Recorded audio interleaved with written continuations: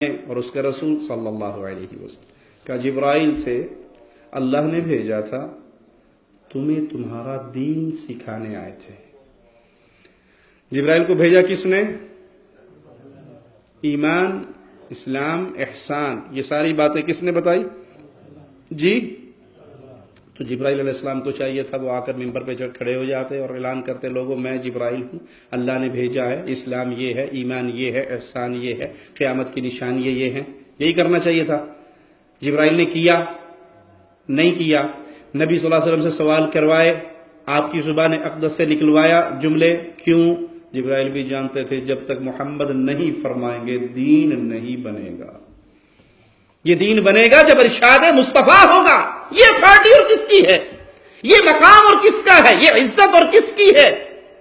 جس کے نام پہ جماعتیں بنائی جائیں، جس کے نام پہ گروہ بنائے جائیں، جس کے نام پہ مسئلے بنائے جائیں کہ اگر قرآن کی آیت ہمارے امام کے قول کے خلاف آ جائے تو آیت کو منسوخ جانا جائے گا، قول امام کو برحق سمجھا جائے گا۔ حدیث رسول امام صاحب کے قول کے خلاف آ جائے تو حدیث رسول کا انکار کیا جائے گا، امام کے قول کو برحق سمجھا جائے گا۔ صحابی کا اثر امام کے قول کے خلاف آ جائے تو اثر کو مردود مانا جائے گا، امام کے قول کو حق مانا جائے گا۔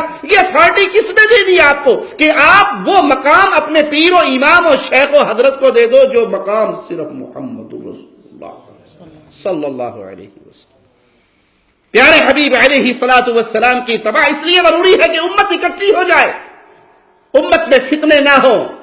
اور پیارے نبی صلی اللہ علیہ وسلم اس کی طرف دعوت دے کر گئے اپنی زندگی میں، فرمایا میں تمہیں دو چیزیں دے کر جا رہا ہوں، میں جا رہا ہوں دو چیزیں دے کر، لن تضلوا، امپاسبل ہے کہ تم گمراہ ہو جاؤ، ناممکن ہے، مستحیل ہے کہ تم گمراہ ہو جاؤ جب تک ان دو چیزوں کو تھامے رکھا۔ دو چیزوں کو تھامے رکھا۔ وہ دو چیزیں کیا تھی؟ کسی حضرت جی کی ملفوظات تھی، کسی بابا جی کی لکھی ہوئی کتاب تھی، کہ ایک اللہ کا کلام ہے، ایک محمد کا فرمان ہے صلی اللہ علیہ وسلم۔ لن تضلوا ما تمسکتم بہما، جب تک ان دو کو تھامو گے، قابو رکھو گے، ان پہ عمل کرو گے، ان کے مطابق زندگی گزارو گے تو رزلٹ یہ نکلے گا کہ قیامت تو آ سکتی ہے، میری امت تم گمراہ نہیں ہو سکتی۔ اور امت گمراہ کب ہوئی؟ کہا جی قرآن پڑھیے لیکن اس کا ترجمہ نہ پڑھیے۔ کیوں؟ قرآن سمجھنے کے لیے 15 علوم کی ضرورت ہے۔ 15 علوم آئیں تو قرآن کا ترجمہ پڑھنا، وگرنہ تو مولوی صاحب میں تو مشغول آدمی ہوں، 15 علوم آپ نہیں سیکھیں، مہربانی جا چندہ لینا میرے کو لے لو، سوال دسی جایا کرو گے۔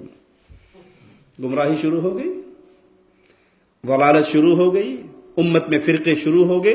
جب ہم نے رسول اللہ صلی اللہ علیہ وسلم کے مقام پہ اپنے اپنے بزرگوں، حضرتوں، مشائخوں کو بٹھانا شروع کر دیا، لوگ رسول اللہ صلی اللہ علیہ وسلم سے ٹوٹ کے اپنے بزرگوں کے پیچھے لگ گئے، اس نے ایک کو پکڑ لیا، اس نے ایک کو پکڑ لیا، امت بربادی کے اس راہ پہ چل پڑی جس کی طرف اشارہ محمد رسول اللہ نے اپنی زندگی میں کیا تھا۔ آپ نے فرمایا تھا یہودیوں کے 71 فرقے بنے، عیسائیوں کے 72 بنے، میری قوم، میری امت تمہارے 73 بنیں گے۔ اچھا یہ حدیث سب نے سنی ہوئی ہے۔ 72 جہنم میں جائیں گے، ایک جنت میں جائے گا۔ میں اس حدیث کو پورا کرنے سے پہلے سب سے پہلے اپنی جان سے، ہر بھائی اپنی جان سے سوال کرے، یہ آپ نے بھی سنی، میں نے بھی سنی، کیا کبھی کسی رات میری نیند اڑی یہ سن کر، اس پہ غور کر کے کہ 72 گروپس جہنم میں جا رہے ہیں، میں کہاں ہوں؟ میرا شمار کدھر ہے؟ کوئی رات ایسی ہے جو میں بے چین ہوا ہوں؟ کوئی دن ایسا ہے کہ میرا کام میں دل نہ لگا ہو؟ کہ اللہ کے نبی صلی اللہ علیہ وسلم کی تو بات جھوٹی نہیں ہو سکتی، سچی بات ہے۔ آپ نے فرمایا میری امت کے 72 گروپس جہنمی ہیں، ایک جماعت جنتی ہے، میں کہاں ہوں؟ وہ کون سے لوگ ہیں؟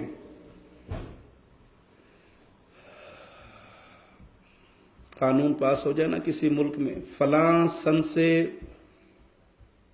پہلے جو آئے ہیں ان کے پاسپورٹ ٹھیک رہیں گے، اور اس کے بعد جو آئے ہیں ان سب کا خروج لگا دیا جائے گا، ایگزٹ لگا دیا جائے گا۔ کیا خیال ہے رات کی نیندر نہیں اڑے گی؟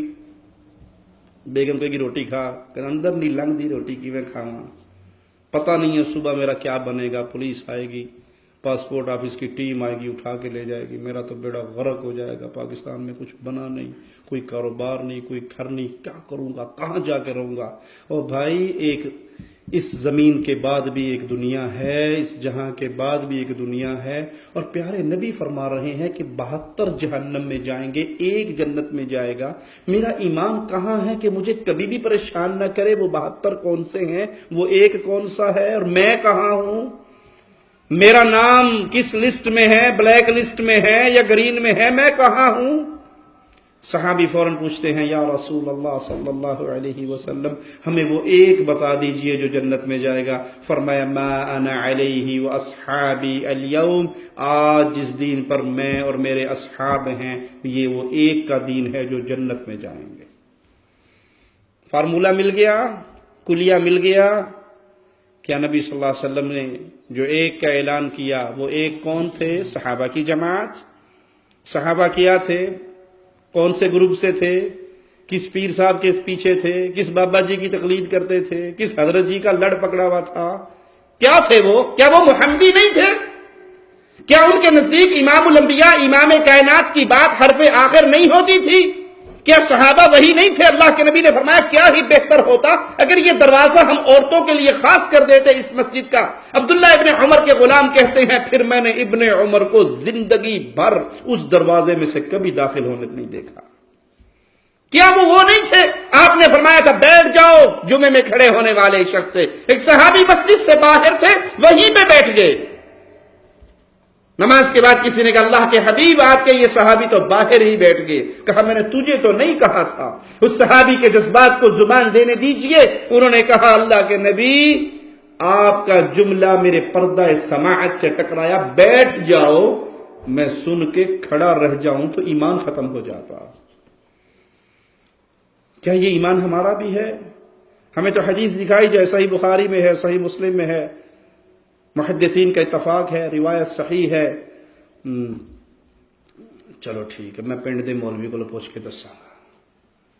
حدیث رسول سننے کے بعد میں مولوی سے پوچھ کے بتاؤں گا۔ اور جی میں نے مولوی صاحب سے پوچھا تو کہ حدیث تے ٹھیک ہے پر ساڑھے مذہب دے خلاف ہے۔ امت برباد نہ ہو تو کیا ہو؟ آپ نے پنڈ کے مولوی کو رسول اللہ سے بھی بڑھ کر دکھایا صلی اللہ علیہ وسلم، اس کو یہ اتھارٹی دے دی، اس کو یہ عزت دے دی کہ اس کی زبان پیارے نبی صلی اللہ علیہ وسلم کی بات کی تصدیق کرے تو وہ قابل قبول ہے، اور اگر وہ کہ حدیث ٹھیک ہے ہمارا مذہب یہ نہیں ہے تو نبی صلی اللہ علیہ وسلم کی بات